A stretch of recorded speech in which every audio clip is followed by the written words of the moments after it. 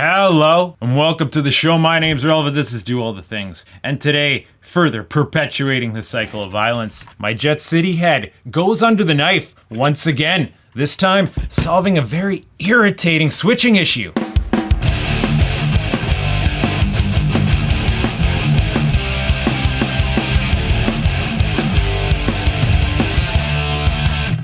If you've been following the comedy, you might know about this head already. I'm gonna spare you some of the history, but it has a problem that I don't like, a design flaw that makes me think, what were they thinking? The problem is over here with this relay. And if we take a quick look at the schematic, well, here is that relay. Now this is a DP-DT relay. It has the ability to switch between two different functions. Heck, they do it over here in the master volume, toggling between two different master volumes. But they did not bother to use this feature for channel switching. So this line here is the crunch channel coming in, and then this line here is the lead channel coming in. And the lead channel gets switched on and off depending, because you know, it's strong enough it's gonna overcome everything else, but they don't disconnect the crunch channel. Now I understand kind of why they did that on the Soldano itself. That's the amp this is based on. They used awkward ass LDRs, and I guess it was the simplest way of doing it, and I don't want to talk crap about the guy who designed this amp, because it's like, okay, it worked.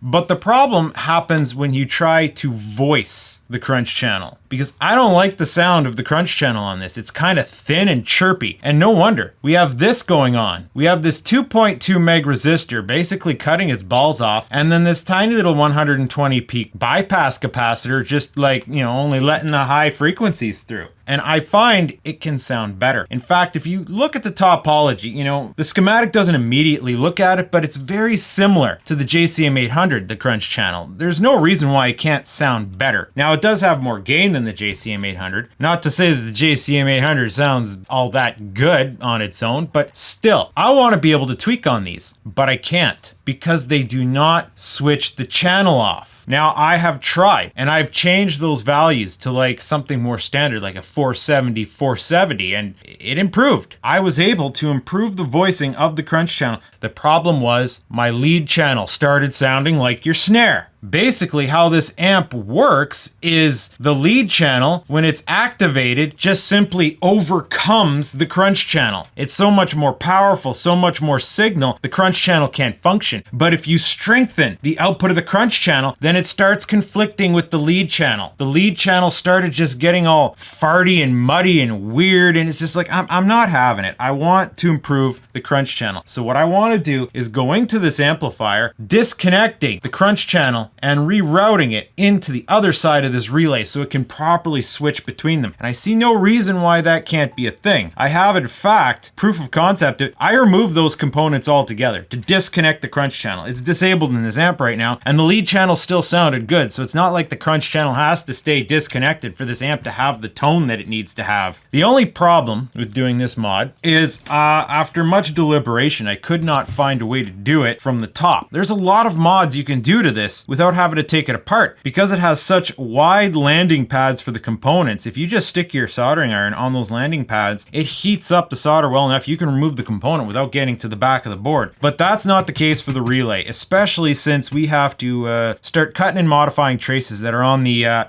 dark side of the board. So I, for the first time in all the modding I've done, have to take this all apart, which is something I'm not looking forward to.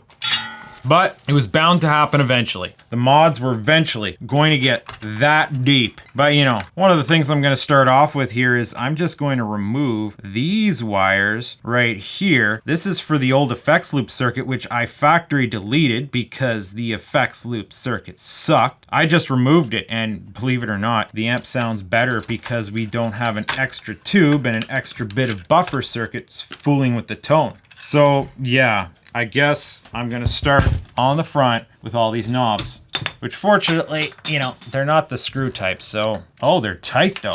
You'd think this thing hadn't been taken apart before. I gotta bring in a consultant. All right, well, let's have at her. And of course, we have all these silly little mods that were done to it. Someone did a diode clipping mod to this, and it's just, like, I guess it works, but like, who needs diode clipping on the lead channel? It should be put on the crunch channel only. which is a mod that I kind of want to do to this, but that's one of the reasons why I have to do this, so I can isolate the crunch channel well enough to be able to implement those kinds of features. And then this thing, it changes the cathode value of, well, right here, the 39K. It switches it between 10K and a much lower value. The lower value is useless because it gets way too fuzzy. The 10K value brings it into the level of an overdriven Marshall. So like if you stuck a good overdrive in front of the 800, that's the effect you'll get, which I like sometimes. But one of my favorite things about this amp is that it doesn't sound like an overdriven Marshall. Not that that's a bad tone, but it's like it's a tone I already have. And hey, here's something new. Oh, prepare to unleash a whole bunch of star washers, bud.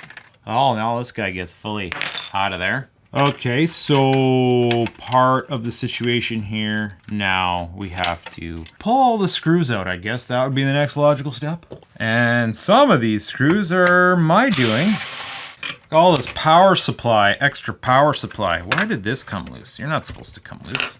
Now, I imagine at one point in human history, with this thing stock, there was a way to maybe pull and pivot this out, but then this complicated tapestry of mods adding up kind of just is going to make it probably not that easy. Now we're at the part where we finagle with it for a little while, trying to figure out what fasteners you forgot, like this screw hiding. Oh, and this one, blink and you miss it. Okay, it's mostly loose now. I have something still stuck in here, like tube in place. I did still have a tube in place. I thought I got them all. That one was being all stealthy. Oh, progress. These switches that weren't there before are kind of sticking in. So now we have wire hang-ups, one of which is going to be over here somewhere. I can feel it. Ah, my bias mod. Okay. Oh, it's coming.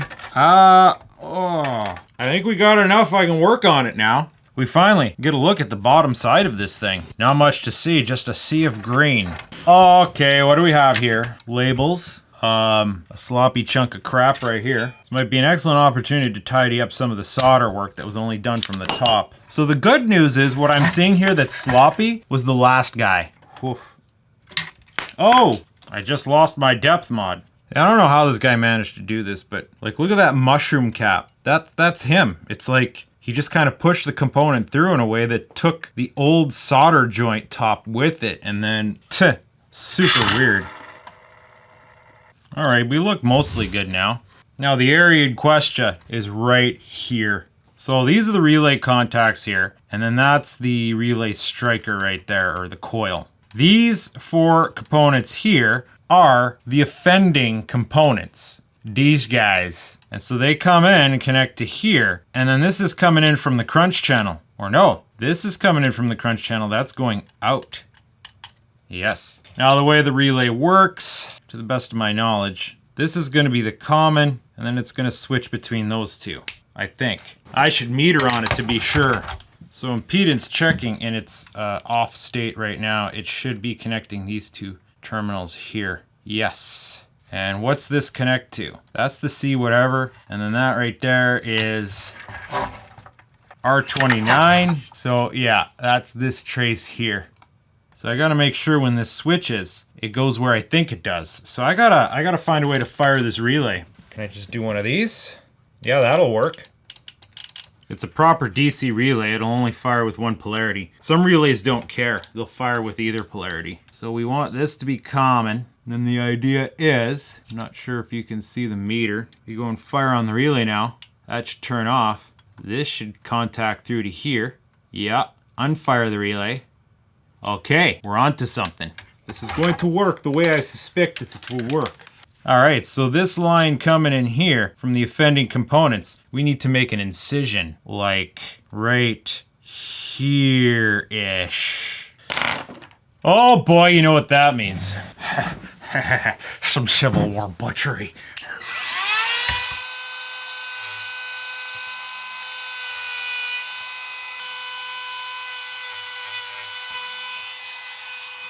You gotta be very careful. Cut too deep, you might take traces off the other side of the board.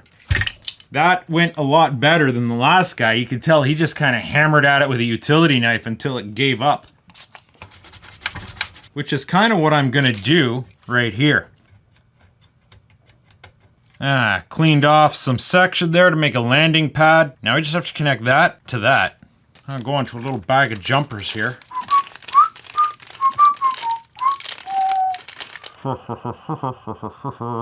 Actually, based on the way I'm doing this, I need to clear off this downrange a bit more. All right, let's see if we can't shape this into something that we need here. Kind of like that, up at a slight angle. Ugh, oh, this is gonna be fun. Where's my tweezers? How to do this now? Okay, for sure you can carry her. You got for sure you can carry free because you forgot you carry this a whole house. Ow, ow, ow, ow, ow, ow, oh. Yeah, I think I branded my thumb. You don't get into this line of work if you're afraid of getting burned. A little bit of fire never hurted me. Now I need this guy to go this way. I think I've worn out the tips of my tweezies here. Okay, we're gonna clear off this solder joint. Oh yeah, that's a nice fresh hole. Just have to kind of mate these guys together here. It almost looks like there's enough hole here I can try to get this little peeking down into it. Just like that. Oh yeah, that's gonna be perfect like that, bud. And we have fusion! And it's floating, so it's not gonna touch any of these other contacts. It's gonna stay in its own little realm of existence. I just might want to touch up this thing a bit now that I have better support. Push her down there. Yeah, that should do it. I suppose I could use this opportunity to vacuum underneath the board. Now I gotta put this arch back together. Oh boy. These jacks feel like they're ready to break off. Lucky for us, there's no star washers on those pots. That would make that hella complicated, but there are some. You know what? This dumb mod's coming out. Get out of here, poorly implemented diode clipper. Implemented. Yeah, I know what I'm talking about. Implementation. Use cathode adjustments. You get to stay for now. And then this EQ mod, I think it changes slope or something. See if we can't get these guys back into their holes. Just gotta ease it in there. Okay. Yeah, feels like we're good. Gotta start bombing screws into it. Or we should check for quantum entanglement here first. Oh, that would have ended badly. This won't go into place with the board into place. I gotta... Wait, wasn't there a star washer associated with that guy? I feel like there should be. I'll go grab one out of the archives. Ah, great. Drop it under the board, bud. That's flippin' sweet. Alright, take two. Is there anyone else who needs attention before I bolt this popper down? Speak now or forever be a spare part. Alright, I just hammer the hardware in the front of this. It's just gonna kind of skip this. It's just gonna kind of skip this. Alright, all the externally mounted hardware is back in place. Oh, except for this guy. But hey, because it was done by me now, to my specifications, that means it's better than ever. I think you know it. Really, I just have to get my little board here mounted back down and we should be good. Only minimal spare parts. Well, that's because I removed this. Alright, we should be roughly back to normal again, other than I have to re-solder down my depth mod here, and then decide what we're doing with this channel. Well, I know it's not going to be this guy, so let's get that guy out of there. Let's clean up these holes. Alright, I've just gone ahead and arbitrarily tacked a 470 combination in there. Everything's so blue, I don't know if you can see it. Now let us make sure that this thing still works. Can you tell, which one's the volume knob there, bud?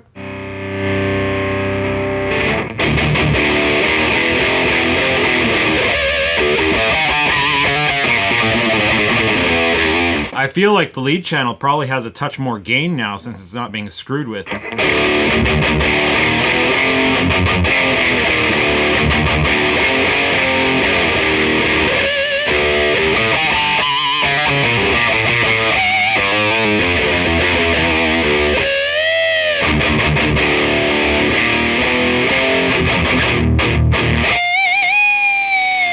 Yeah, sounds good. Now, I got the foot switch hiding off camera here. Okay, that's switched. And let's bring up crunch volume.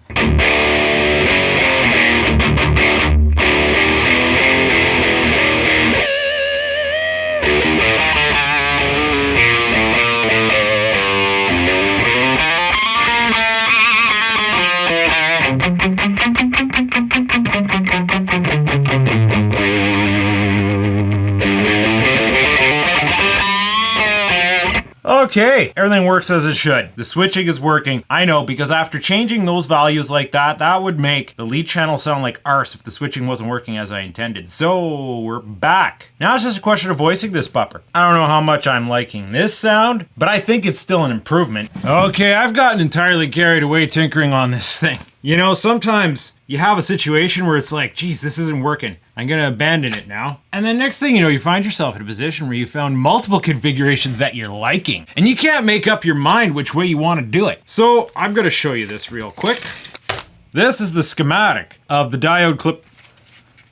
This is the schematic of the diode clipper that was in there. The switch was right about here. It was connected here, roughly like this. I kind of am not remembering anymore which direction was which was the top, which was the bottom, because it does make a difference. But we had a 0.1 U cap, a 10K resistor, then we had LEDs in this arrangement, and a 1 meg resistor going across them. Now, I don't show it to you because it doesn't exist anymore. I took it apart because at some point, this little arrangement here, I have decided for now, we replaced the resistor with a 470 and the capacitor actually with a 0.0022. And at one point, I took that clipping assembly that used to be in here, and I just kind of YOLO bombed it across these points, and then, oh boy, I liked what I heard. It was very subtle. It was very, very subtle, but I liked it enough that I permanized it. And you see here, I used the abandoned tube socket, the PCB points that were available now that aren't connected to anything, to reassemble the diode clipper. There's the capacitor, there's the resistor, and the configuration I'm doing it now, the capacitor, the resistor are useless. And then if we flip her over, oh boy, I got caught up here. I'm getting tangled in wires here, bud. Huh? Yeah. Now they're just peeping out the chassis. We can see them glow when we're playing. Now, because of the way LEDs are arranged, they have a bit of a flow bias, right? They are going to let more voltage through this way than this way. Now, I don't know LEDs off the top of my head, but in normal conditions, a diode, it needs about 0.6 voltage pressure to actually open. So this would be 1.2 volts before it opens. That would be 6.6 before it opens. It might be different with LEDs. They have a fuzzier sound anyway. But because of that arrangement, the polarity that you put them on there actually sounded different. One sounded more aggressive and harmonic, and the other sounded softer and chunkier. So what I've gone and done also across the front is I've generally rearranged some of our mods. The EQ mod's the same, but the cathode, the cold clipper, the 39K. I got a 39K there, and then we flicked the switch over to a 10K because sometimes I like that 10K effect. But I put that on switch over here on the diode clipper so I could rotate the phase of it. That way I could get two different sounds off of it. And oh boy, does it work. I don't know, maybe you don't like this sound. So right now it's in center. This is the corrected crunch channel.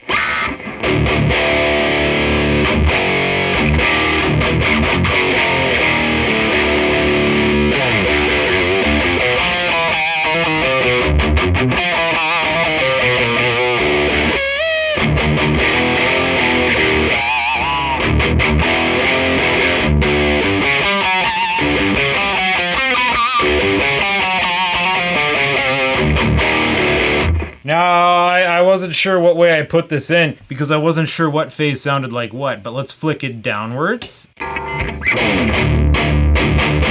It adds just a little bit of fuzz to the top end, giving it the emulation of more gain, but it's not. I guess it's more distortion, but not more gain. Same amount of gain.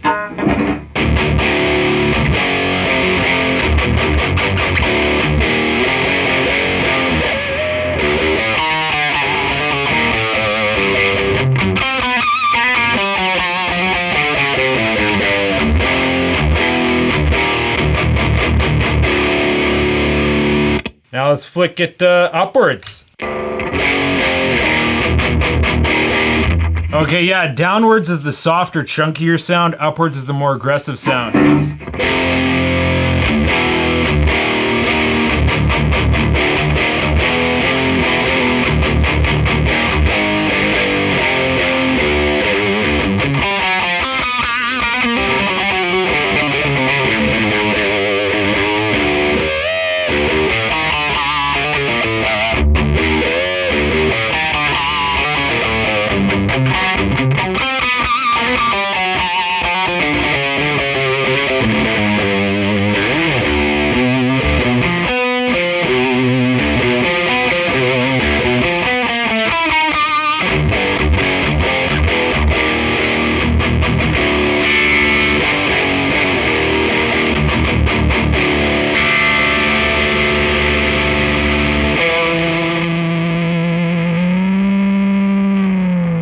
course, it has absolutely no effect on the actual lead channel.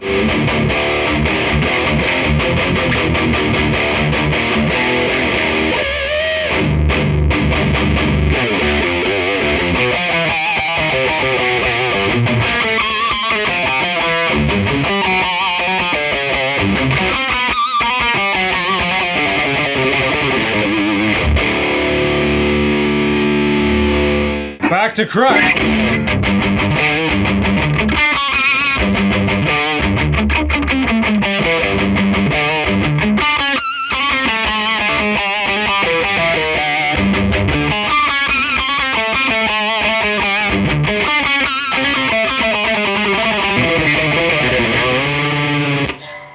Okay, finally, we've made progress. And I gotta cut it for today. I got other stuff I gotta get done before bed and responsibilities that go along with the end of the day. I think I'm gonna settle with this for now, even though there is another concept that teases me. So, for the record, I added the clipper here. I put it in parallel with this stuff. Now, I did try something. Now, I'm gonna turn this off. Where's my other little clippy clip? Come on now. Of course, the clippy clip is not present. Because I discovered this works really well too. Now, 4007s have a different sound than LEDs. And I went ahead and I put the two 4007s together. And now I'm just gonna clip them onto here. It's gonna be just a little bit of hum because it's just freaking, it's got its guts hanging out here. But the thing is, like that, it sounds good too. Just a couple diodes right there, bud.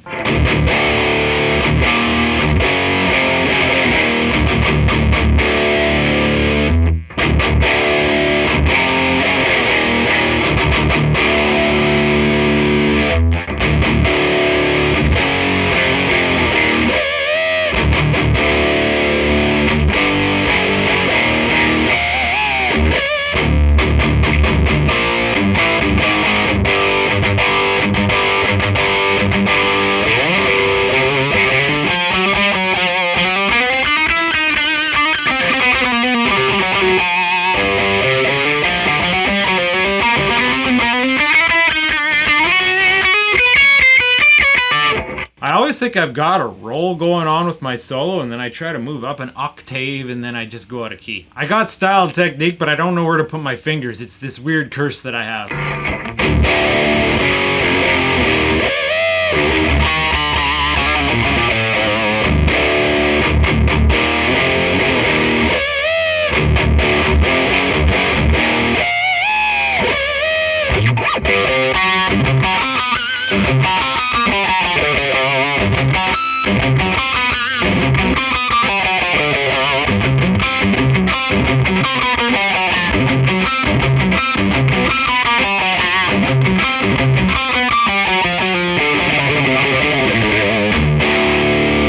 I can't believe how good that sounds. Just a couple diodes right here across all this bridgy stuff. I wish I had more switch. Oh, maybe I should put this in instead. Oh, I don't know. But I think you get the idea. I'm a bit overwhelmed here. I don't know what to settle on. Because those pair of 4007s sounded pretty grindy.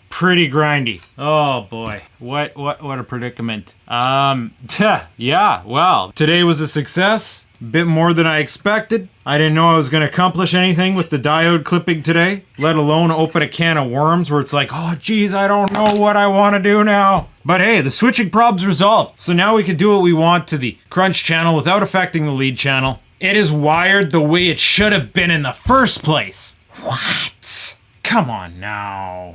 Come on. Getting serious here, bro.